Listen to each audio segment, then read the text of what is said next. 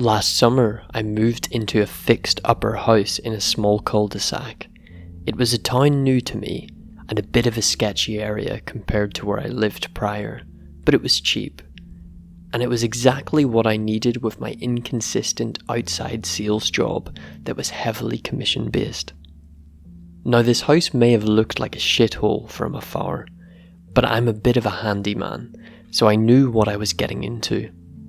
I restored and modernised the house fairly quickly, and up next on my to-do list was cutting the horrendously long, overgrown grass in the backyard.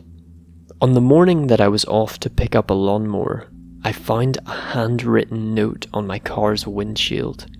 Do not cut the grass, let it grow. I chuckled and surveyed the surrounding area. I figured it must have been a gag joke for the guy new to the neighbourhood. I hopped in my car and drove to the hardware store. When I returned home, I got to mowing. The grass was knee-high and a nauseating sight for me, a man who likes everything clean and orderly. It ended up taking almost 2 hours to complete the job, but boy did it look gorgeous out there. When I went to collect my meal, I found another note on a folded piece of paper. I told you not to cut the grass, let it grow.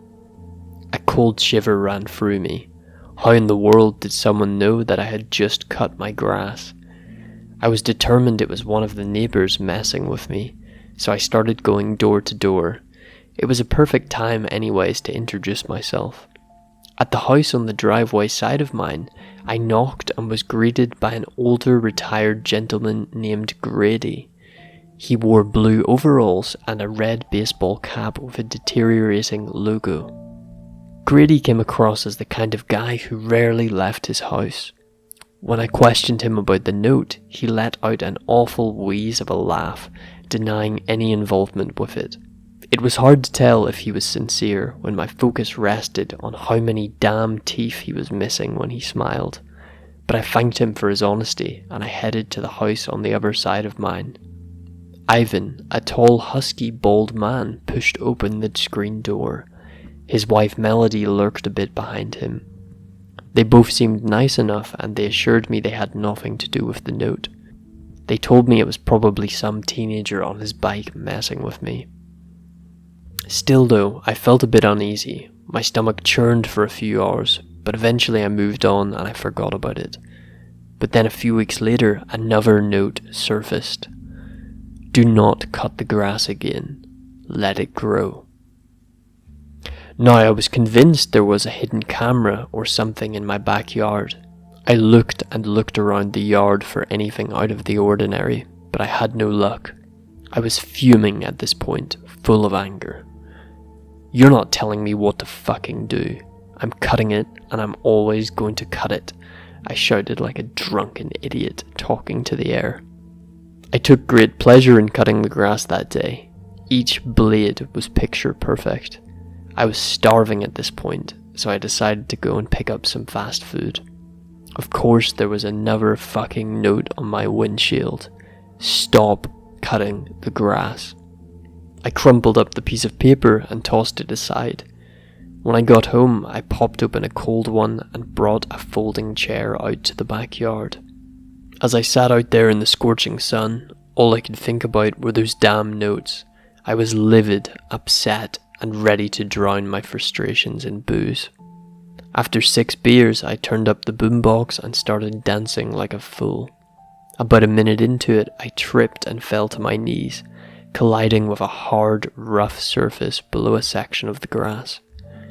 I grabbed the shovel from the garage and started to dig. After removing some dirt, I came across a wooden crate.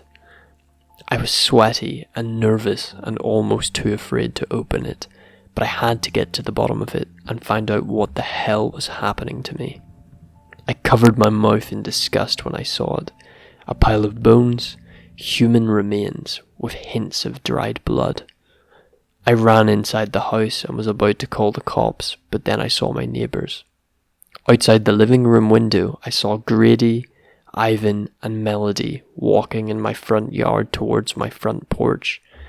Grady was holding a crowbar and Melody was carrying a fucking axe. I just about pissed myself. The only thing I thought of was to distract them just enough for me to get in my car and bail. I grabbed my car keys and went in the backyard as I heard the first few knocks coming from the front door.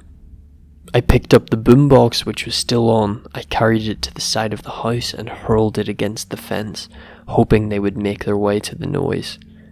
I ran to the other side of my house and slowly made my way up to the car. The bait worked. They were exploring the noise, so I quietly got into my car and started the engine. As I backed up, Melody shot out of nowhere and jumped in the windshield, slamming the axe into the glass repeatedly. "We told you not to cut the grass," she hissed. I sped up faster and then slammed on the brakes, sending her flying to the concrete. I didn't look back. I drove to another town and contacted the authorities. They told me to accompany them to the house to investigate. I refused and instead booked a night at the motel. There was no way I was going back there with those crazy folks around. Later that evening, I received a call from a cop. He told me that the houses on both sides of mine had been vacant for years, abandoned.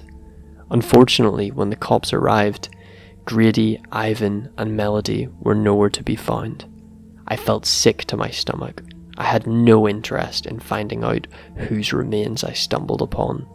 One thing was for sure though, I was not going to continue to live in that house. I had a cop posted outside the afternoon I moved all of my stuff out.